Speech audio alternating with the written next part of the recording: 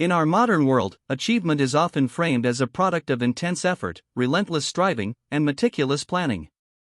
We set goals, draft 5-year plans, and push ourselves to the breaking point, believing that success is a mountain to be conquered through sheer force of will. Yet, this approach frequently leads to anxiety, burnout, and a feeling of being perpetually out of sync with ourselves.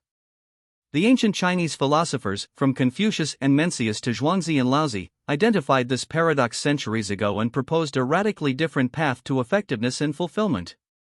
They understood that the most profound accomplishments, whether in art, leadership, love, or simply living well, spring not from strained effort, but from a state of spontaneous, unselfconscious ease. This book explores the core concept of Wu Wei, pronounced O-Wei, which translates literally as no trying or no doing, but signifies a state of perfect alignment where action flows effortlessly from one's deepest nature. The central puzzle these philosophers grappled with is how one can try not to try. How do you consciously cultivate a state of unselfconscious spontaneity? The answer, they found, lies not in a single technique but in a profound reorientation of the self and its relationship to the world. The early Confucians, like Mencius, believed Wu Wei was the ultimate expression of a perfectly cultivated character. Through rigorous study, ritual practice, and moral training, one could internalize the right ways of behaving until they became second nature.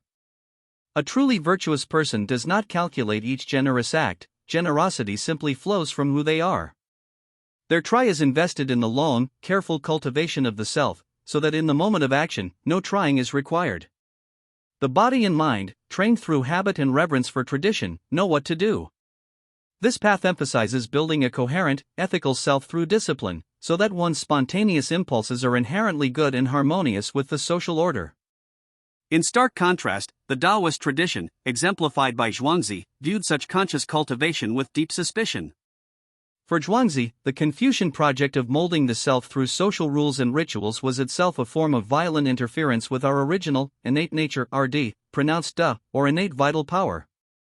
He saw the Confucian cultivated self as artificial, a carved and polished piece of wood that had lost its natural grain. True Wu Wei, for the Taoist, involves not building up the self but paring it away, dismantling the habits, prejudices, and conscious striving that separate us from the spontaneous flow of the cosmos, the Tao. The goal is to become like an uncarved block of wood, perfectly responsive to the situation at hand.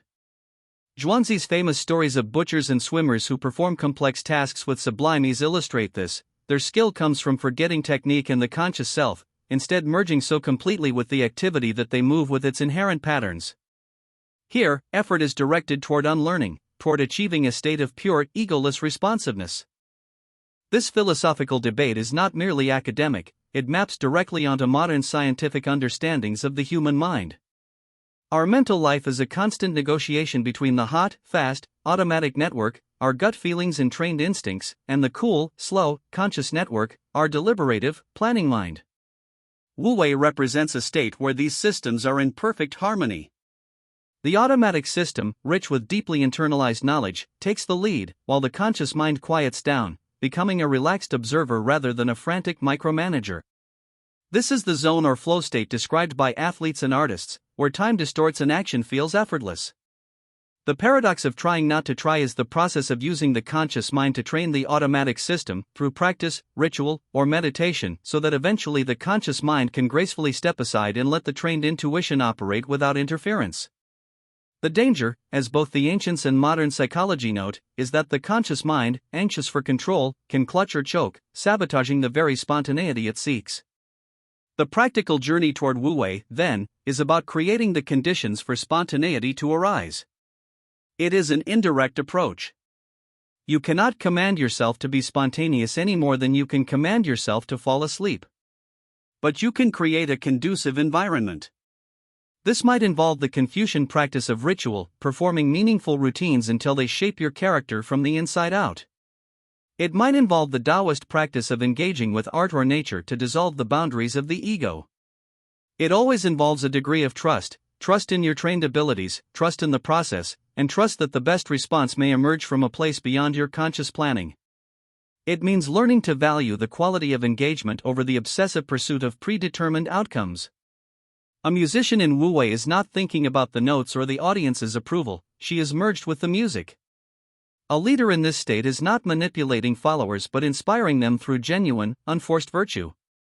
Ultimately, the pursuit of Wu Wei leads to a life of greater harmony and effectiveness, but its greatest gift is perhaps the experience of peace it offers in the midst of action.